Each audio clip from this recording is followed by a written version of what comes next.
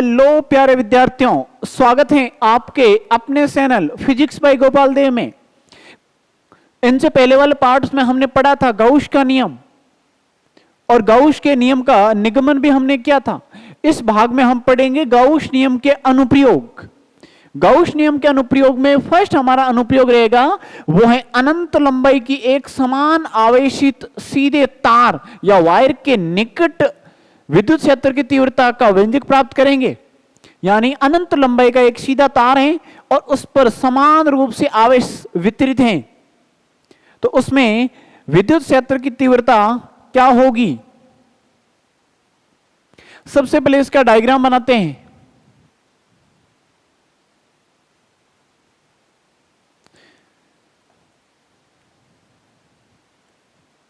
यह मान लेते हैं अनंत लंबाई का सीधा एक वायर है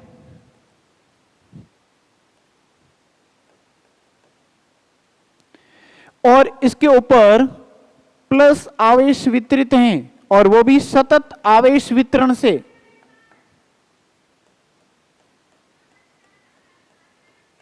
ये कोई वायर है और उसके ऊपर ये समान रूप से आवेश वितरित हैं और वायर अनंत लंबाई का है।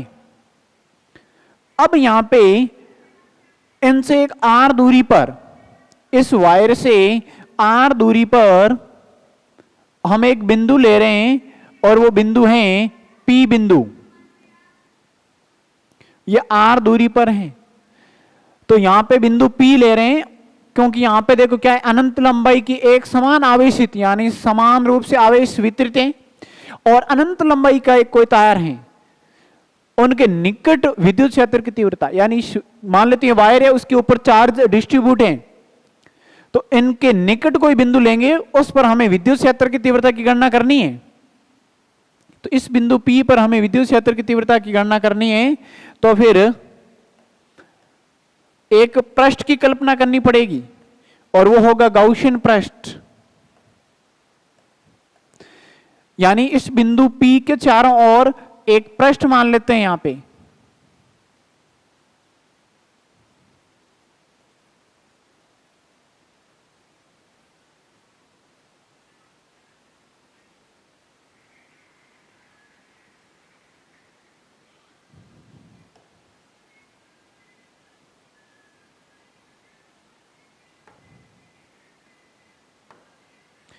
अब यहां पे ये एक पृष्ठ हो गया, ये मान लेते हैं गाउसियन पृष्ठ है।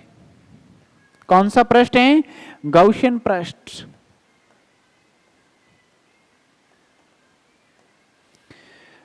एक अनंत लंबाई का वायर है, उसके ऊपर प्लस क्यू आवेश वितरित है और इनसे आर दूरी पर निकट एक बिंदु P लिया हमने और उस बिंदु P के चारों ओर एक और पृष्ठ की कल्पना की है और वो कौन सा पृष्ठ है? गाउसियन पृष्ठ है। अब यहां पे आपको इनसे निर्गत होने वाले कुल फ्लक्स की गणना करनी है। अब ये मान लेते हैं कि ये वायर हैं वो भी L लंबाई का वायर है, ये वायर हैं वो L लंबाई का वायर है।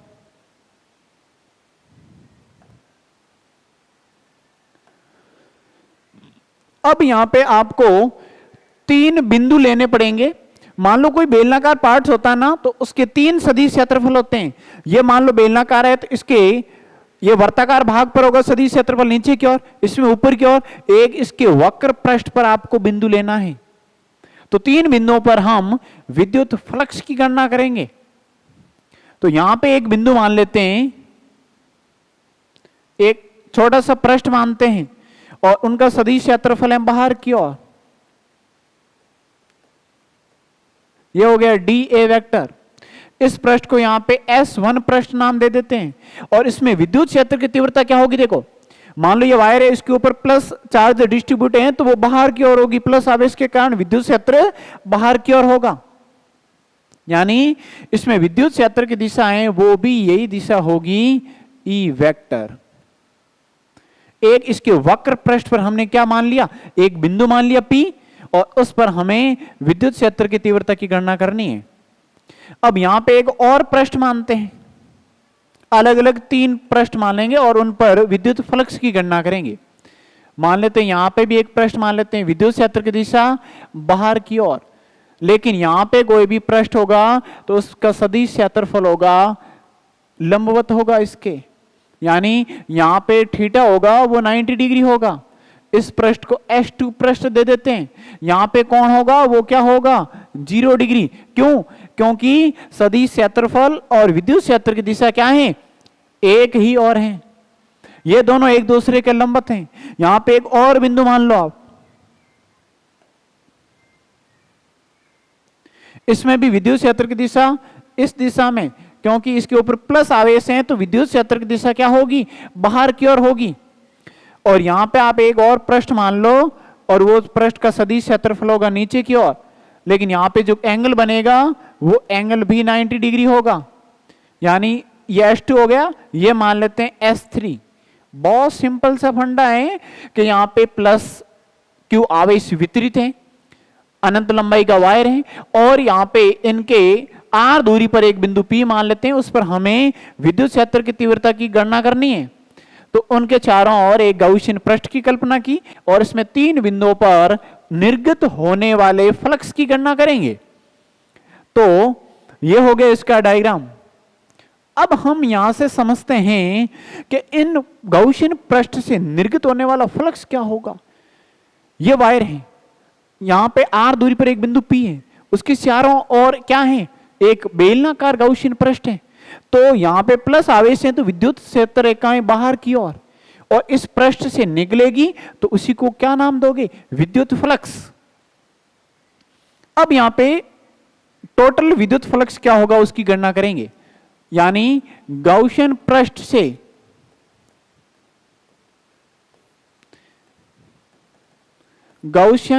से निर्गत कुल फ्लक्स, और वो फ्लक्स होगा फाई इजिकल टू 1 समाकलन S1 E vector dot DA vector plus दूसरे पृष्ठ इनसे निर्गत होने वाला फ्लक्स क्या होगा, वो है S2 E vector dot DA vector plus ये हो जाएगा S3 और E vector dot DA vector. यानी 3 सदिश क्षेत्रफलों पर हमने क्या मान लिया, निर्गत होने वाला फ्लक्स मान लिया। बहुत इजी है। यहां पे आप ये भी लिख सकते हैं कि S1 पृष्ठ है ना, वहां पे जो एंगल बनेगा वो अगली लाइन में भी लिख लेंगे, एंगल बनेगा वो होगा 0। इन दोनों कंडीशन में फ्लक्स 0 हो जाएगा। क्यों? क्योंकि यहां पे विद्युत क्षेत्र की तीव्रता और सदिश क्षेत्रफल एक दूसरे के लंबवत हैं। तो केवल इस वायर से निकलने वाली विद्युत बल रेखा ऐसे निकलेगी, न कि ऐसे लंबवत नहीं निकलेगी। तो यहां से आप क्या लिखोगे, फाई इक्वल टू 1 समाकलन S1 और ये डॉट हटाएंगे तो लगाएंगे कॉस, तो DA कॉस थीटा, और यहां पे थीटा इक्वल टू क्या होगा 0 डिग्री प्लस सेकंड कंडीशन में थीटा होगा 90 डिग्री और ये बनेगा EDA cos theta plus third condition में भी क्या होगा S3 और ये हो जाएगा EDA कॉस थीटा और थीटा इसमें भी क्या हो जाएगा 90 डिग्री। अब यहां से आप देख सकते हैं कि इन दोनों स्थितियों में तो क्या बन गया 0 डिग्री, यानी आप 90 डिग्री यहां पे वैल्यू रखोगे तो ये पद क्या बन जाएगा 0 बन जाएगा। यानी फाई इजिकल टू प्राप्त होगा वो होगा cos 0 की वैल्यू क्या होती है 1, यानी हमें प्राप्त हुआ वो हुआ 1 समाकलन EDA और cos 0 की वैल्यू क्या होगी 1 और ये दोनों क्या बनेंगे 0, तो 0 प्लस 0 यानी फाई इजिकल टू हमें प्राप्त होगा वो होगा E और फिर 1 समाकलन DA। क्योंकि समाकलन हो रहा है, वो समाकलन का मतलब क्या होता है कि इसके बेलनाकार जो पृष्ठ है ना, इनके छोटे छोटे पार्टों को जोड़ना, और ये हमने यहां पे इनके पार्ट्स कहां लिए थे वक्र पृष्ठ पर। तो यहां पे आप इनको क्या लिख सकते हैं DA को बेलन का वक्र पृष्ठीय क्षेत्रफल लिख सकते हैं, और बेलन का वक्र पृष्ठीय क्षेत्रफल होता है वो होता है 2 पाई आर एच। तो हाइट यहां पे नहीं है, यहां पे हाइट के रूप में आपने यहां पे लंबाई माना है, तो h को आप क्या लिख सकते हैं, L लिख सकते हैं। तो जो बेलन का वक्र पृष्ठीय क्षेत्रफल है वो होगा 2 पाई आर एल। तो इनका मतलब क्या हुआ कि टोटल छोटे छोटे वक्र पृष्ठों को जोड़ेंगे तो एक संपूर्ण पृष्ठ प्राप्त होगा, और वो होगा 2 पाई आर एल।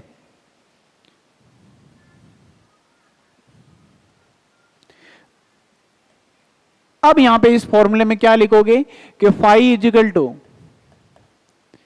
यहां पे ई और डी ए का समाकलन में क्या लिखोगे, 2 pi R L, 2 pi R L. ये हमें फ्लक्स प्राप्त हो गया। इसको इक्वेशन क्या देंगे, फर्स्ट इक्वेशन। ये हमें इक्वेशन फर्स्ट प्राप्त हुई।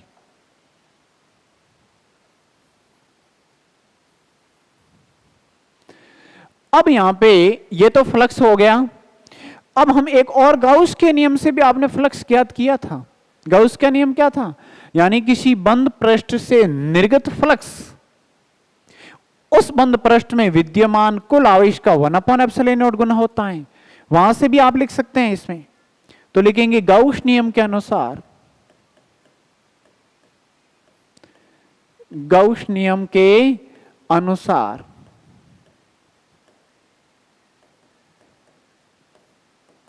तो गाउस का नियम है phi equal to sigma Q upon epsilon not.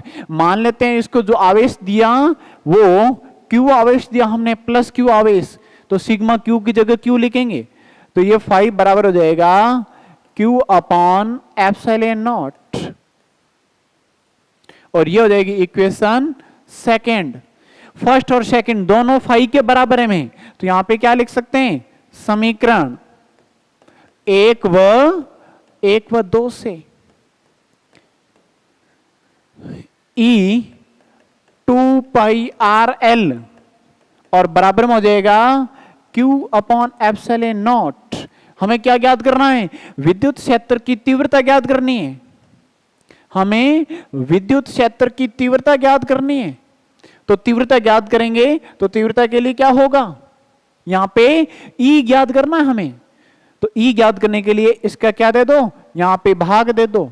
तो हमें E बराबर प्राप्त होगा, वो होगा Q upon 2 pi R L और एप्सिलॉन नॉट।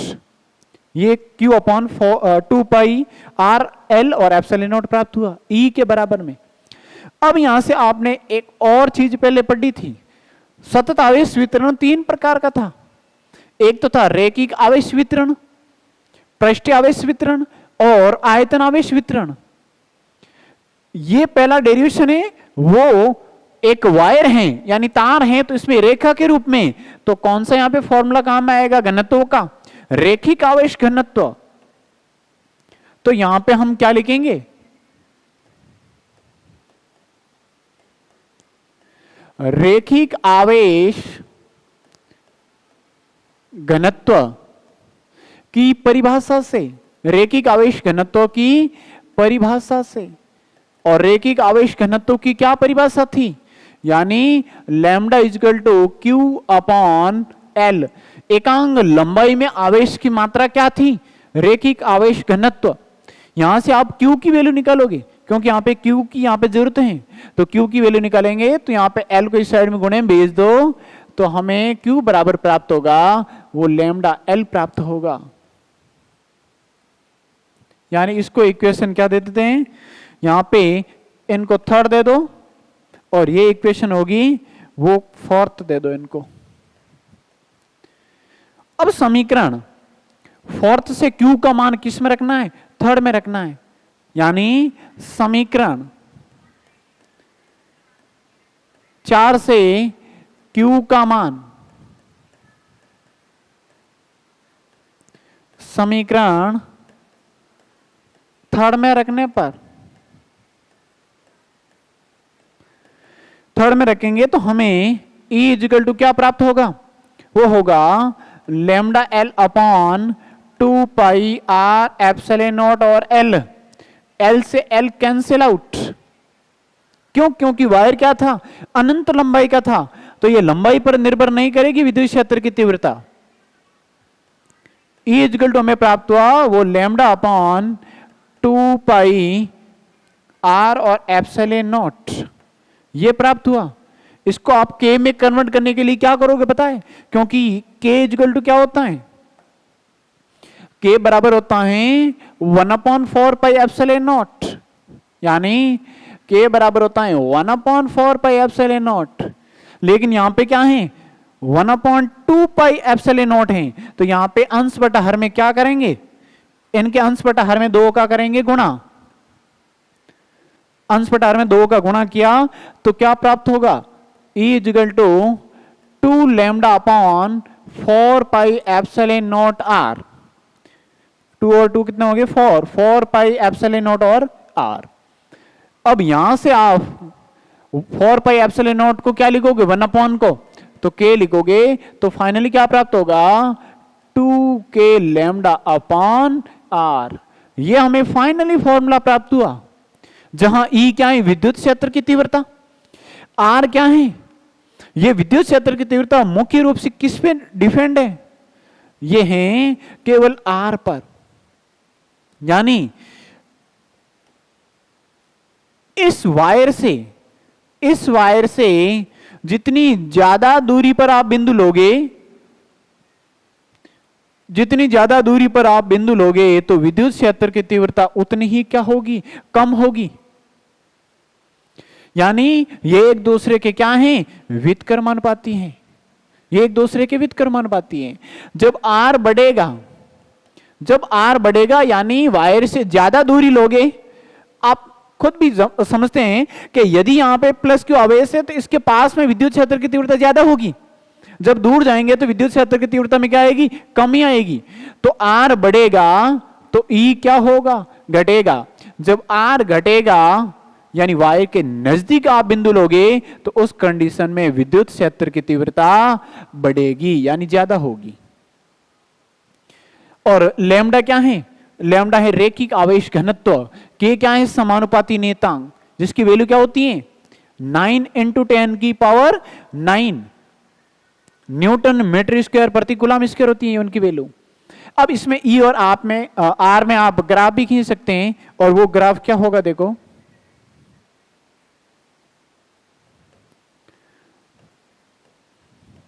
व्युत्क्रमानुपाती कहां है, यानी ये ग्राफ होगा इसमें ई व्युत्क्रमानुपाती आर।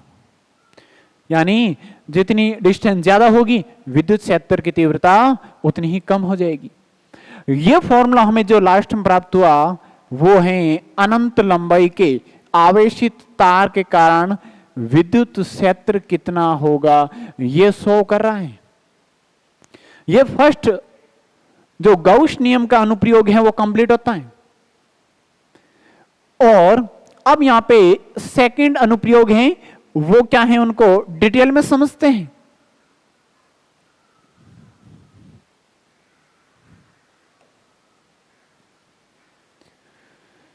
सेकंड अनुप्रयोग है वो है अनंत लंबाई की आवेशित समतल पट्टिका के कारण विद्युत क्षेत्र की तीव्रता, यानी इसमें पृष्ठीय आवेश घनत्व काम में आएगा।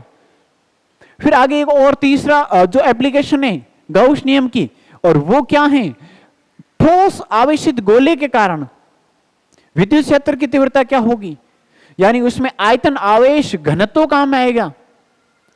तो समझते हैं इनको, अनंत लंबाई की आवेशित पट्टिका के कारण विद्युत क्षेत्र की तीव्रता क्या होती है।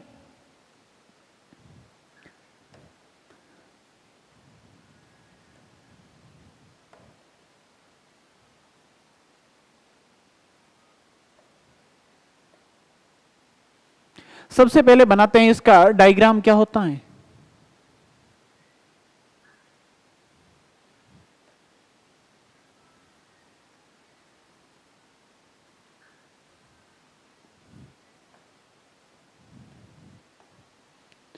यह हो गई समतल पट्टिका, यानी 2D के रूप में ये। अब इस पर समान रूप से आवेश वितरित हैं।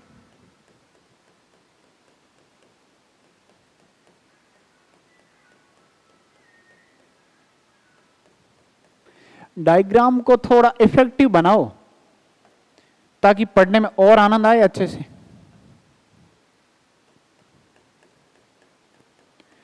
जितना क्लियरिटी से डायग्राम बनाओगे उतना ही अच्छा समझ में आएगा। ये हो गई अनंत लंबाई की है, तो इसमें यहां पे डॉटेड कर सकते हैं कि ये अनंत लंबाई की है, ये अनंत लंबाई की पट्टिका है और इस पर आवेश वितरित हैं, और वो भी कौन सा, सतत आवेश वितरण। और पट्टिका के कारण विद्युत क्षेत्र की तीव्रता, मान लेते कोई प्लेट है उस पर पॉजिटिव चार्ज वितरित है दोनों साइड में, और उसके कारण विद्युत क्षेत्र की तीव्रता क्या होगी, उनकी गणना करेंगे। सबसे पहले हमें इसमें गौसियन पृष्ठ मानना पड़ेगा कि गौसियन पृष्ठ क्या होता है इसमें, और इसमें हम गौसियन पृष्ठ लेंगे वो बेलनाकार किस रूप में लेंगे उनको समझते हैं। पहले तो मान लेते हैं यहां से गौसियन पृष्ठ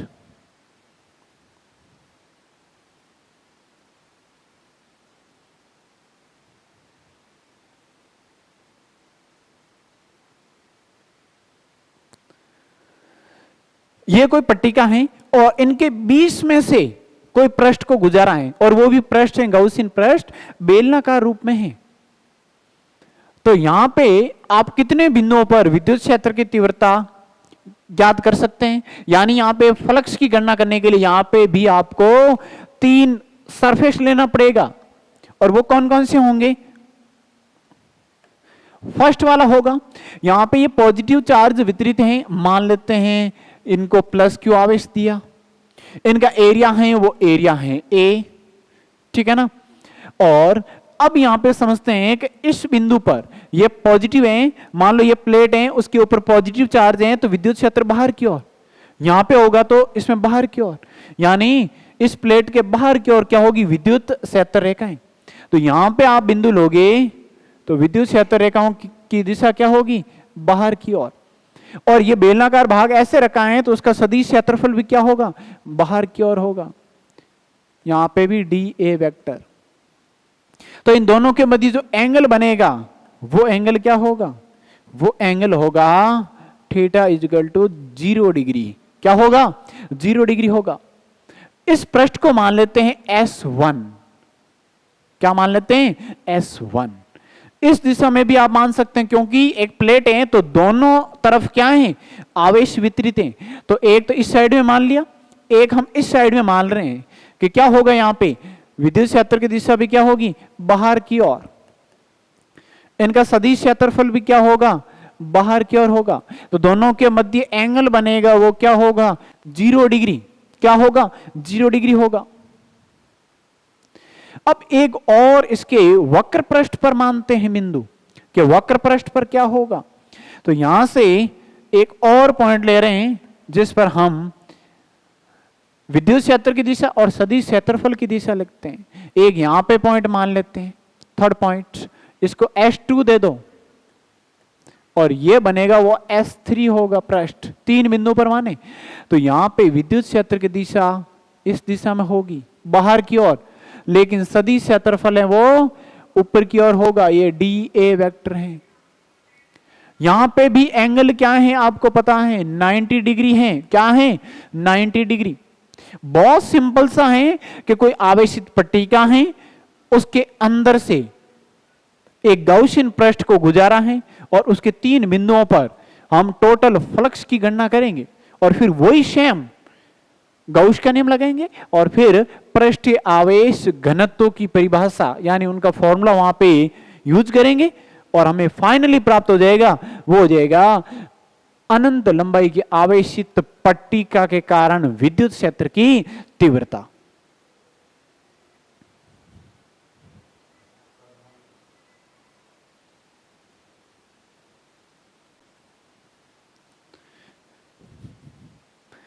चलो करते हैं स्टार्ट। इसमें सबसे पहले कुल फ्लक्स की गणना करेंगे कि टोटल फ्लक्स क्या होता है।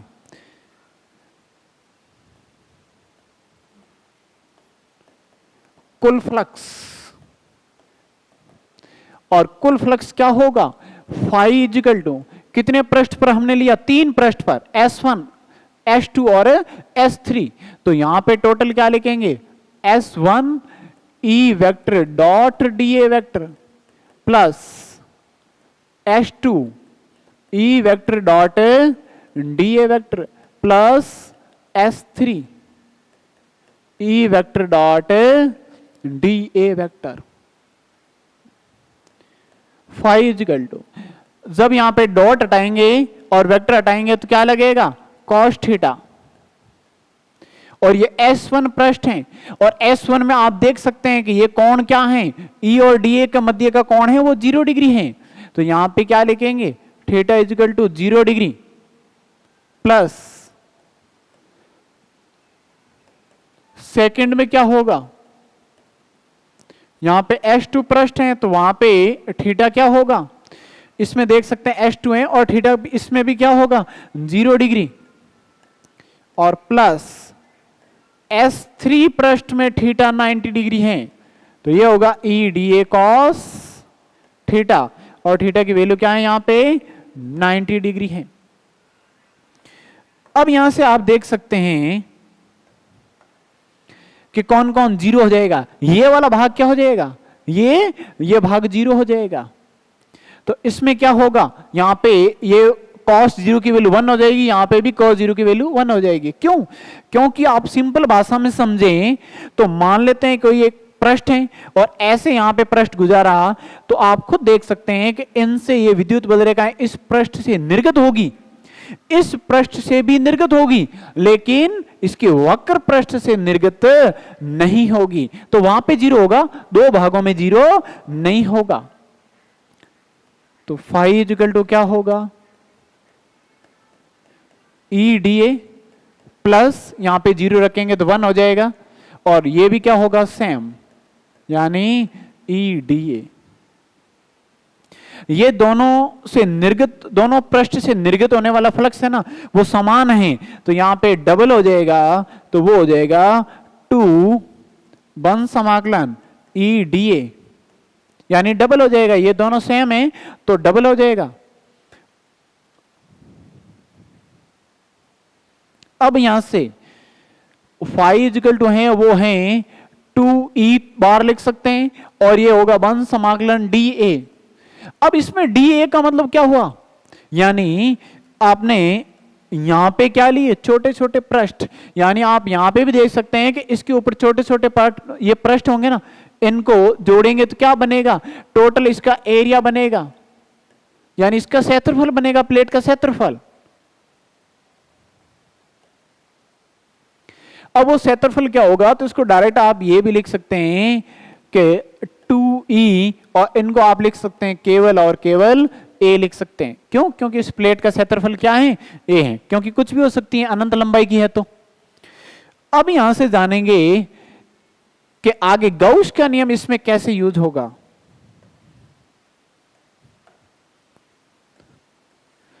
इसको इक्वेशन नंबर दे दो फर्स्ट। देखो प्यारे विद्यार्थियों, इसमें आपको स्टेप बाय स्टेप ध्यान रखना है। पहले तो क्या होगा कि इस पृष्ठ से निर्गत होने वाला, गाउसियन पृष्ठ से निर्गत होने वाला फ्लक्स क्या है और वो फ्लक्स ज्ञात करने के बाद में गाउस का नियम यूज करना है। और गाउस का नियम यूज करते ही आपको पता है कि पट्टी क्या है, यानी उसका पृष्ठीय क्षेत्रफल होगा, यानी उसमें क्या काम आएगा, पृष्ठ आवेश घनत्व।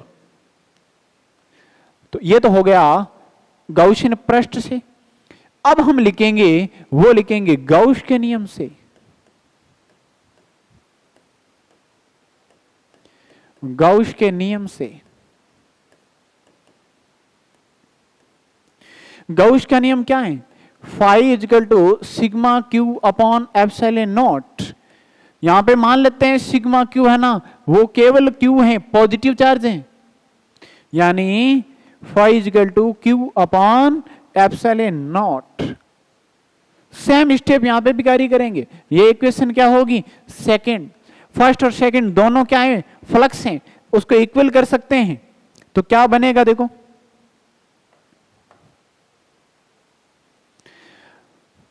इक्वेशन फर्स्ट और सेकंड से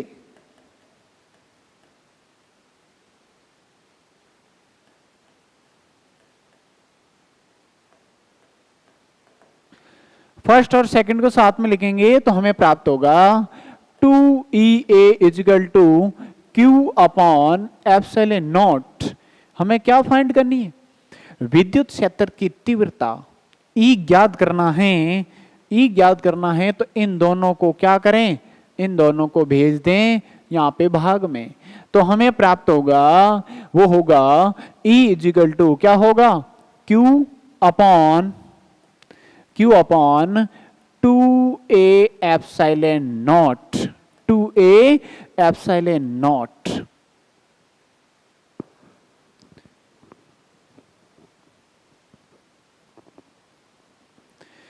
अब यहां से पृष्ठ आवेश घनत्व की परिभाषा से फॉर्मूला लिखेंगे, वो क्या होता है देखो,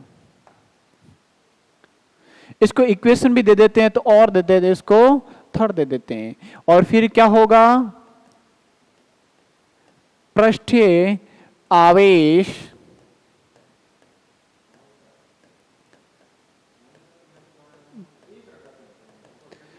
घनत्व से, पृष्ठीय आवेश घनत्व से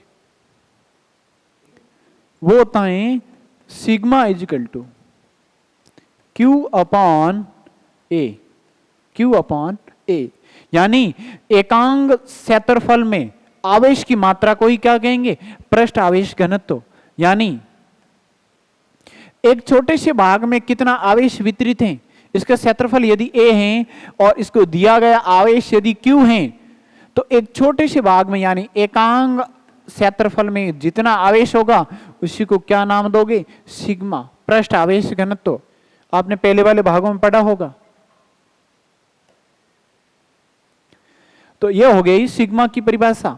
अब यहां पे ए को इस साइड में भेजेंगे तो हमें क्यू प्राप्त होगा, वो होगा सिग्मा ए। क्या प्राप्त होगा, सिग्मा ए। इसको इक्वेशन नंबर दे देते हैं 4। बहुत सिंपल है, क्यू का मान यहां पे रखो और वही मान क्या होगा फाइनली, अनंत लंबाई के आवेशित पट्टिका के कारण विद्युत क्षेत्र की तीव्रता, यानी समीकरण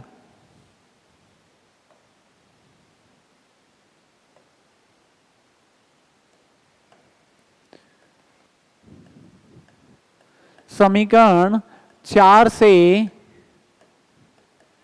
Q का मान समीकरण 3 में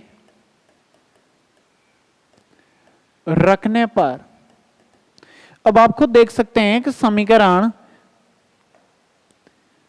3 कौन सी थी, ये वाली।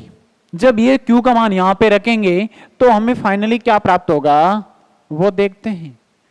तो वो होगी E इजिकल टू Q की जगह सिग्मा ए अपॉन में 2 एप्सिलॉन नॉट ए।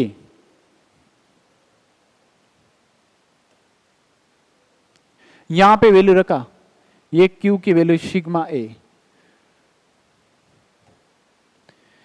अब यहां से A से A कैंसिल आउट। अनंत लंबाई के तार में क्या था, वो लंबाई पर निर्भर नहीं कर रहा था, तो ये भी क्षेत्रफल पर निर्भर नहीं करता है, तो कैंसिल आउट हो जाएगा। और फाइनली हमें लास्ट फॉर्मूला प्राप्त हुआ, वो हुआ sigma upon 2 epsilon not, sigma upon 2 epsilon not. यानी ये दूरी पर निर्भर नहीं करता है। यहां पे सिग्मा क्या होगा, पृष्ठ आवेश घनत्व, एप्सिलॉन नॉट क्या है, निर्वात की विद्युतशीलता, और ई क्या है, विद्युत क्षेत्र की तीव्रता। ये हमें लास्ट फॉर्मूला प्राप्त हो गया, ये फाइनली फॉर्मूला है। अब यहां पे ई और आर में आपने पहले वाले में ग्राफ बनाया था, तो इसमें आर का कोई पद ही नहीं है, आर का कोई पद नहीं है। इसका मतलब यह हुआ कि ये दूरी पर निर्भर नहीं करता है। जब आप ई और आर में ग्राफ बनाओगे तो वो होगा कांस्टेंट, यानी ये विद्युत क्षेत्र की तीव्रता दूरी पर निर्भर नहीं करता है। यह होगा ई और आर में ग्राफ।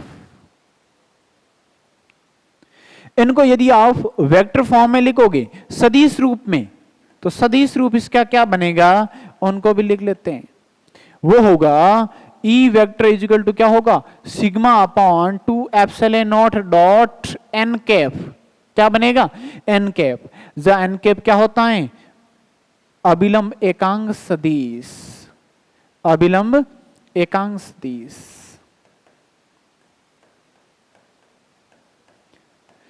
केवल दिशा बताएगा और इसका परिमाण क्या होगा, 1 होगा। तो ये सेकंड डेरिवेशन कंप्लीट होता है गाउस नियम के अनुप्रयोग में।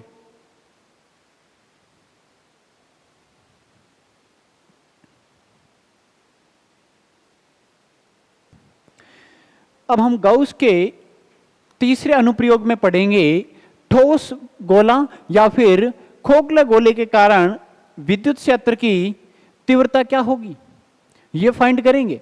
अब इसमें जो गोला होगा तो गोले में 2 प्रकार के यहां पे गोले का एनालिसिस करेंगे। एक तो होता है खोखला या फिर गोलीय कोस इनको कह सकते हैं। ये भी 2 प्रकार का होता है, एक होता है सालक और दूसरा असालक या कुशालक भी इसको कह सकते हैं। और दूसरा होगा ठोस गोला और उनको भी सालक और अर्धसालक या कुशालक में बांटा गया है। अब इसमें गोले में 2 प्रकार के हैं, एक तो खोखला और एक ठोस गोला। खोखला गोला क्या होता है कि कोई भी गोला होगा उनका सरफेस होगा ओनली फॉर, उसके अंदर कोई भी द्रव्यमान नहीं होगा। और ठोस गोला होगा तो उसके अंदर भी द्रव्यमान मौजूद होगा। जैसे बॉल है तो वो एक ठोस गोले के रूप में होती है।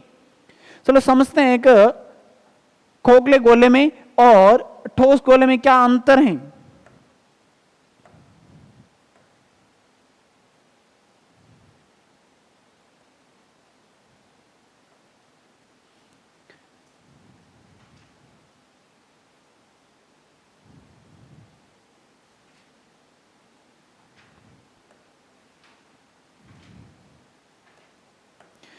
अब यहां पे समझते हैं कि ये कोई सालक है और खोखला गोला है, तो इसके अंदर से ये क्या होगा, कोई इसका द्रव्यमान इसके अंदर नहीं होगा। जब इसको आवेश दोगे तो यह प्लस क्यू मान लो इसको आवेश दे रहे हो तो इसके सतह पर समान रूप से आवेश वितरित हो जाएगा।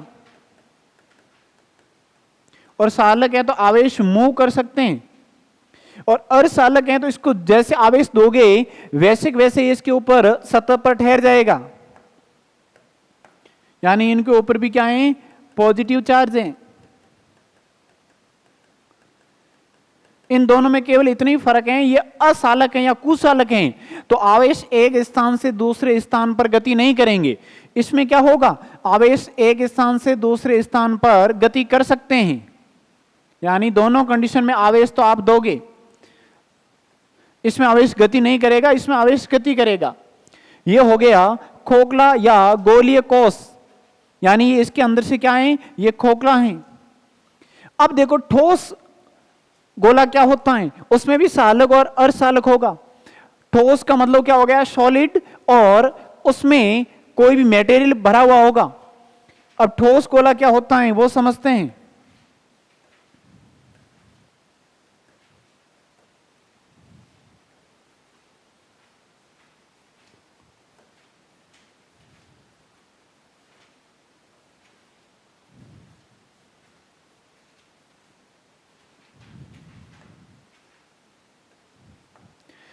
ये होते हैं देखो ठोस गोले के रूप में। अब यहां पे इनको आप आवेश दोगे, जब ये सालक हैं और इसको आवेश दोगे तो ये आवेश भी इनके सतह पर वितरित हो जाएगा एक समान रूप से।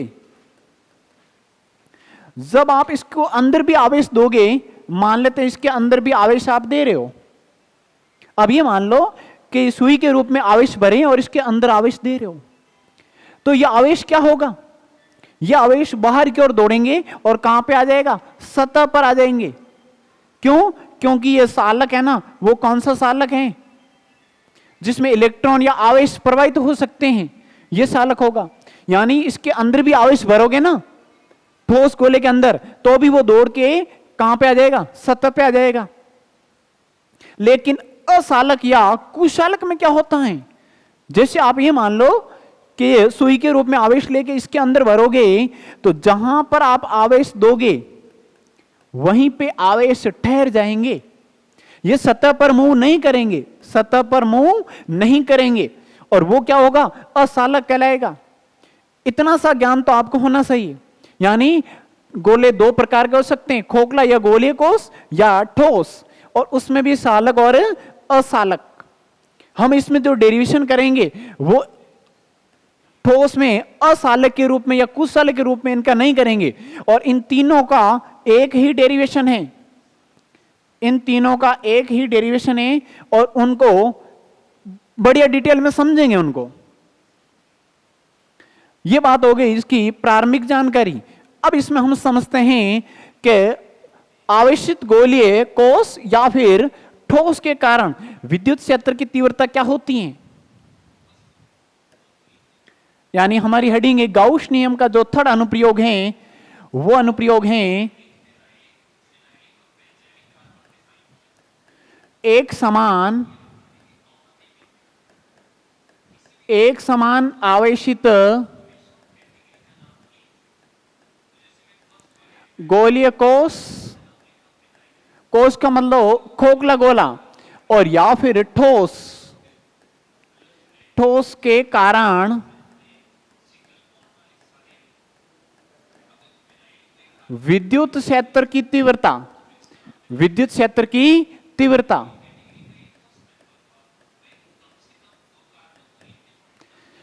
यानी खोखला गोला है उसके में सालक और कुसालक, और ठोस में सालक, इन तीनों का ही एक साथ में डेरिवेशन है, और वो है एक समान आवेशित गोलीय कोष या ठोस के कारण विद्युत क्षेत्र की तीव्रता। बहुत ही अच्छा टॉपिक है ये। एक एक पॉइंट को समझते हुए हमें आगे बढ़ना है। अब यहां पे सबसे पहले हम मान लेते हैं कोई खोखला गोला है, डायग्राम से समझते हैं।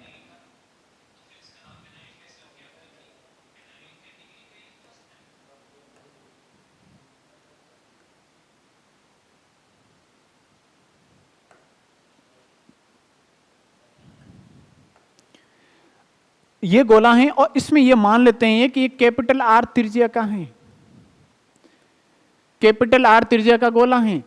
इसका केंद्र है वो ओ केंद्र है, और इसके ऊपर आवेश हैं, वो आवेश इसको प्लस क्यू आवेश दिया मान लेते हैं इनको, और ये इसकी सतह पर समान रूप से आवेश फैल गया।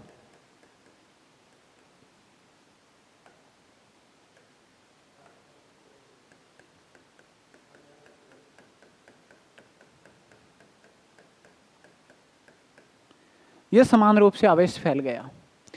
अब हम यहां पे 3 पॉइंट पर आप विद्युत क्षेत्र की तीव्रता की गणना कर सकते हैं। 3 पॉइंट कैसे? इस ठोस गोला या फिर खोखले गोले के बाहर बिंदु हो सकता है, इसके सतह पर बिंदु हो सकता है, या इसके अंदर बिंदु हो सकता है। यानी 3 बिंदुओं पर हम विद्युत क्षेत्र की तीव्रता की गणना करेंगे। सबसे पहले यहां पे एक बाहर स्मॉल आर दूरी पर, स्मॉल आर दूरी पर एक बिंदु मान लेते हैं P। उस बिंदु पर हमें विद्युत क्षेत्र की तीव्रता की गणना करनी है कि विद्युत क्षेत्र क्या होगा इस बिंदु पर। हमें पता है कोई ठोस गोला है, उसके पृष्ठ पर आवेश वितरित हैं, तो विद्युत बल रेखाओं की दिशा क्या होगी? उस पृष्ठ के लंबवत बाहर की ओर होगी। यानी इसी दिशा में क्या होगी?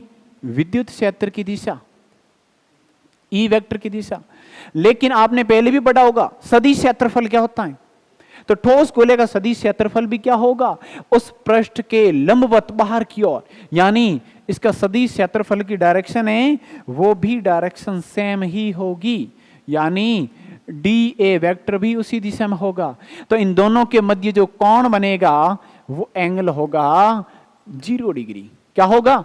0 डिग्री होगा। यहां पे ये हो गई इसके डायग्राम की बात।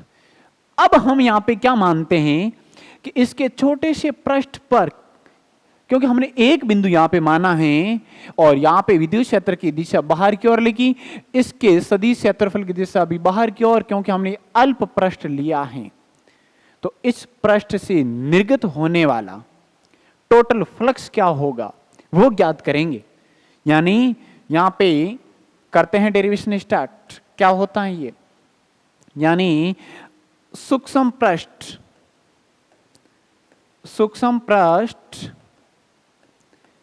डी ए से निर्गत फ्लक्स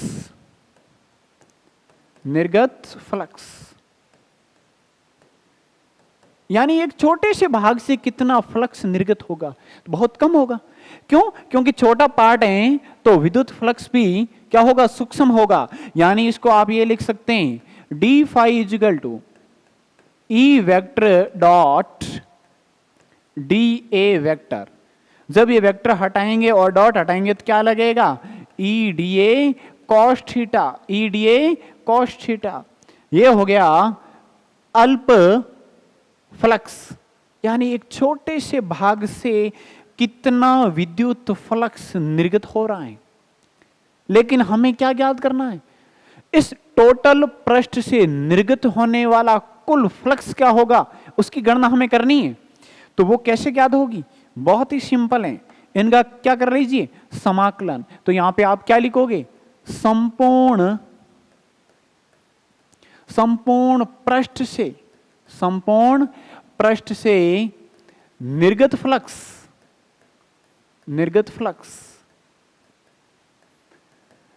और वो हो जाएगा समाकलन ऑफ डी फाई, और बराबर में क्या होगा, समाकलन of E D A cos theta, E D A cos theta. D phi का क्या बनेगा, फाई, और यहां पे इन दोनों के मध्य जो एंगल होगा वो 0 डिग्री है। इसका मतलब यहां पे 0 रखेंगे तो ये क्या प्राप्त होगा, ई डी ए कॉस 0 डिग्री। और कॉस 0 की वैल्यू क्या होती है आपको पता ही है, कॉस 0 डिग्री इक्वल टू क्या होगा, 1 होगा, जो कॉस का मैक्सिमम मान है। और ये बनेगा ई डी ए इंटू 1, और फाई इक्वल टू क्या हो जाएगा, ई को बाहर लिखो, और ये समाकलन ऑफ डी ए। समाकलन ऑफ डी ए का मतलब हो गया कि ठोस गोले के पृष्ठ पर आप छोटे छोटे भागों को जोड़ रहे हो, और जोड़ेंगे तो क्या बनेगा, टोटल पृष्ठ बनेगा, और टोटल पृष्ठ बनेगा। इसका मतलब यह हुआ कि ये गोले का पृष्ठीय क्षेत्रफल है, या संपूर्ण पृष्ठीय क्षेत्रफल भी कह सकते हैं। तो गोले का संपूर्ण पृष्ठीय क्षेत्रफल, और वो क्षेत्रफल क्या होता है, 4 पाई आर स्क्वायर। क्या होता है, 4 पाई आर स्क्वायर। यहां पे आप 4 पाई आर स्क्वायर, कौन सा आर लोगे आपको पता है, ये डिस्टेंस लोगे। क्यों? क्योंकि आप इस बिंदु पर क्या ज्ञात कर रहे हो, इस बिंदु पर आप ज्ञात कर रहे हो विद्युत क्षेत्र की तीव्रता। तो यहां पे आप एक और भी यहां पे कॉन्सेप्ट लिख सकते हैं कि ये वाला जो बिंदु हैं उनके चारों ओर एक गाउसियन पृष्ठ की भी कल्पना कर सकते हैं। कौन सा पृष्ठ, गाउसियन पृष्ठ। तो इन गाउसियन पृष्ठ, ये ठोस गोला या फिर खोखला गोला मान लो, उनके पृष्ठ पर आवेश वितरित है, उसके केंद्र से स्मॉल आर दूरी पर, यानी बाहर बिंदु है, और बाहर बिंदु हैं तो उस बिंदु से आप एक और गाउसियन पृष्ठ की कल्पना कर सकते हैं। तो वो वाला गाउसियन पृष्ठ के अकॉर्डिंग होगा तो 4 पाई आर स्क्वायर क्या लिखेंगे, गाउसियन पृष्ठ का टोटल सरफेस एरिया क्या होगा, यानी पृष्ठीय क्षेत्रफल। तो ये हमें फाई बराबर प्राप्त होगा, वो होगा ई गुणा 4 pi R square, 4 pi R square. इनको इक्वेशन क्या दे दीजिए, फर्स्ट इक्वेशन। ये हो गया हमारी समीकरण नंबर 1। अब आपने पहले भी समझा था, ये तो फ्लक्स हो गया इस पृष्ठ से निर्गत। आप गाउस के अकॉर्डिंग भी फ्लक्स की डेफिनेशन दे सकते हैं, और वो क्या होती हैं समझते हैं आगे। गाउस के नियम से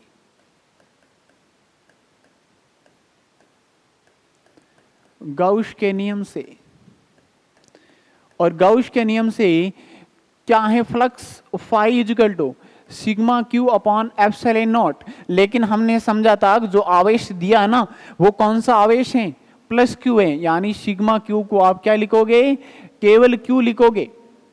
तो हमें फाई बराबर टोटल होगा प्राप्त, वो होगा Q upon epsilon not, Q upon epsilon naught. Equation number second, first और सेकंड को इक्वल कीजिए तो हमें क्या प्राप्त होगा, यानी समीकरण 1 व 2 से, समीकरण 1 व 2 को इक्वल करेंगे तो क्या प्राप्त होगा, E गुणा 4πr² और इक्वल टू क्या होगा, Q अपॉन एप्सिलॉन नॉट।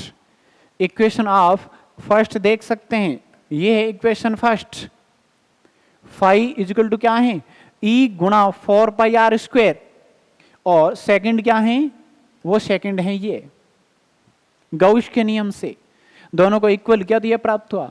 हमें क्या ज्ञात करनी है, हमें ज्ञात करनी है ठोस या खोखले गोले के बाहर बिंदु P पर विद्युत क्षेत्र की तीव्रता, यानी E ज्ञात करना है हमें।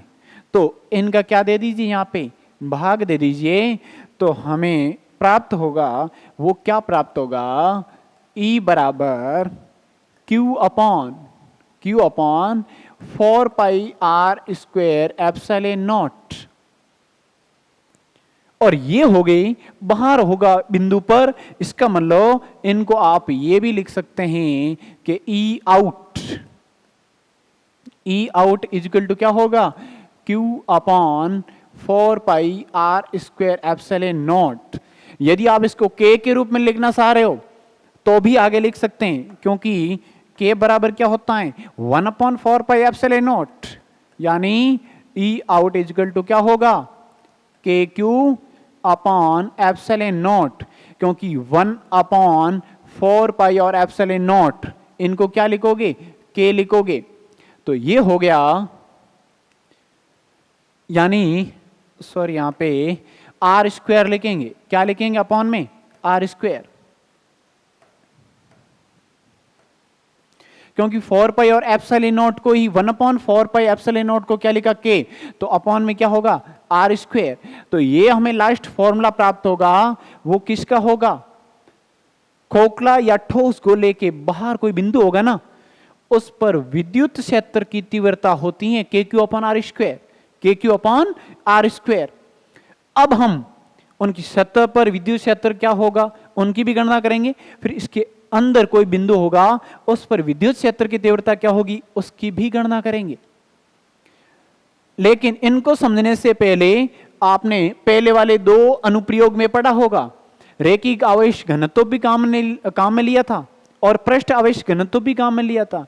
तो क्या इसमें आयतन आवेश घनत्व भी काम में ले सकते हैं? जी हां, तो वो भी इसको ऐड करेंगे हम। यहां तक करें तो भी ठीक है, लेकिन इसको आगे घनत्व के रूप में भी लिखेंगे, यानी घनत्व के रूप में। तो घनत्व के रूप में क्या बनेगा उनको भी समझते हैं।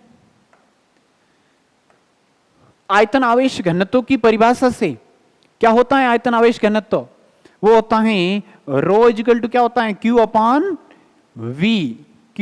V। तो यहां पे Q इक्वल टू हमें ज्ञात करना है यहां पे, तो Q इक्वल टू क्या हो जाएगा, रो V, और वो हो जाएगा Q के इक्वल। इसको आप इक्वेशन दे दीजिए थर्ड, और ये क्या बन जाएगी, फोर्थ। ये Q की वैल्यू यहां पे डायरेक्ट रखो, तो यहां पे समीकरण 4 से Q का मान समीकरण 3 में रखने पर,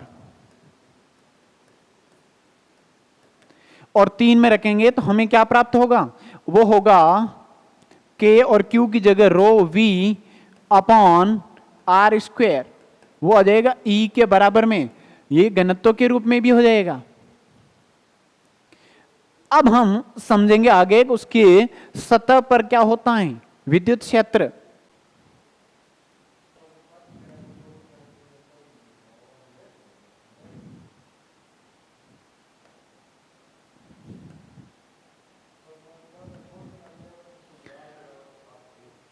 चलो अब हम गोले की सतह पर विद्युत क्षेत्र की तीव्रता की गणना करेंगे, जो क्या होगी, R बराबर R होगी, यानी वो बिंदु कहां पे होगा, सतह पर होगा।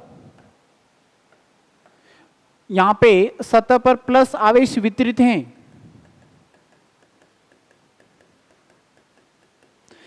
और इसकी त्रिज्या है कैपिटल R, केंद्र O।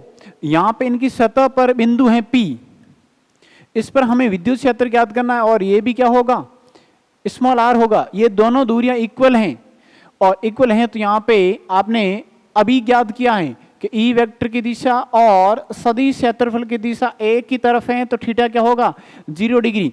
और हमने ई आउट फाइंड किया था, और वो ई आउट का मान क्या था, वो था के क्यू अपॉन आर स्क्वायर।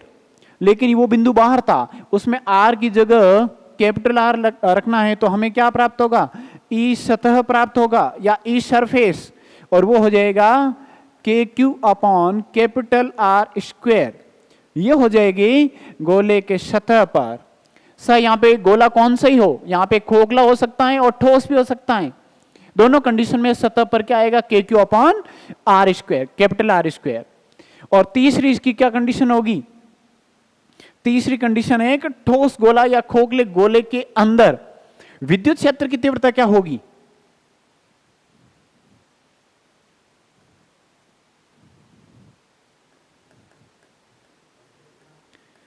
गोले के अंदर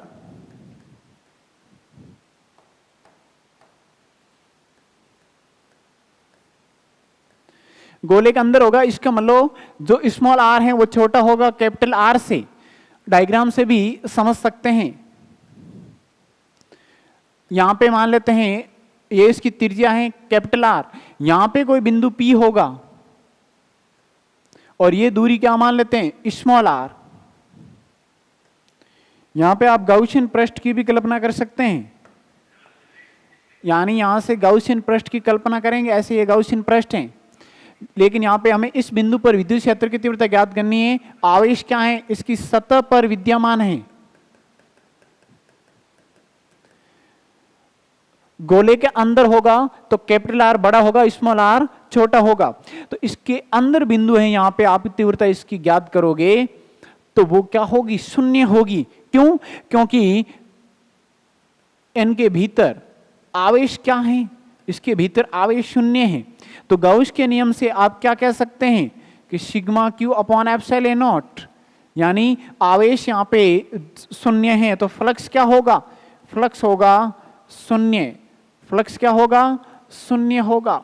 और फ्लक्स शून्य है तो विद्युत क्षेत्र की तीव्रता भी क्या होगी, शून्य होगी। यानी ई इन या इसके अंदर कोई भी बिंदु ले लो, उस स्थिति में प्रत्येक स्थिति में विद्युत क्षेत्र की तीव्रता क्या होगी, शून्य होगी, यानी 0 होगी। क्योंकि आवेश कहां पे मौजूद है, इसकी सतह पर, और सतह पर आवेश मौजूद हैं तो विद्युत बल रेखाओं की दिशा क्या होगी, ये बाहर की ओर होगी, इसके अंदर की ओर नहीं होगी। तो उस कंडीशन में इसके अंदर कोई आवेश मौजूद नहीं है, और आवेश मौजूद नहीं है तो इसके अंदर कहीं पे भी आप बिंदु ले लीजिए, विद्युत क्षेत्र की तीव्रता क्या होगी, शून्य प्राप्त होगी। ये तीनों डेरिवेशन किए थे हमने, और वो थे गाउस नियम के अनुप्रयोग। फर्स्ट अनुप्रयोग चालक तार से संबंधित है। सेकंड अनुप्रयोग वो पृष्ठीय क्षेत्रफल यानी समतल पट्टिका के कारण विद्युत क्षेत्र की तीव्रता। और तीसरी कंडीशन में ठोस गोला या फिर खोखले गोले के कारण विद्युत क्षेत्र की तीव्रताएं क्या होती है, हमने 3 बिंदुओं पर फाइंड किया। 3 बिंदुओं पर फर्स्ट पर क्या प्राप्त हुआ, यानी ई आउट प्राप्त हुआ, यानी बाहर कोई बिंदु लोगे तो हमें प्राप्त हुआ के क्यू अपॉन आर स्क्वायर। और सतह पर आएगा तो क्या बनेगा, ई सरफेस, और ई सरफेस हो जाएगा के Q upon capital R square, क्योंकि दोनों आर इक्वल हो जाएंगे। और थर्ड कंडीशन में ई इन की वैल्यू क्या आएगी, 0 प्राप्त होगी। क्या प्राप्त होगी, 0 प्राप्त होगी। यह हमने तीनों बिंदुओं पर विद्युत क्षेत्र की तीव्रताएं ज्ञात की। यह हमारी कंप्लीट होती हैं गाउस के नियम के अनुप्रयोग। और आगे वाले भाग में हम पढ़ेंगे न्यूमेरिकल क्वेश्चन भी अच्छे से करेंगे। फर्स्ट चैप्टर से जो भी न्यूमेरिकल क्वेश्चन बनते हैं वो कंप्लीट करेंगे। तब तक के लिए प्रत्येक भाग को कंटिन्यू और डिटेल में समझते रहिए और अपने अच्छे से नोट्स बनाते रहिए।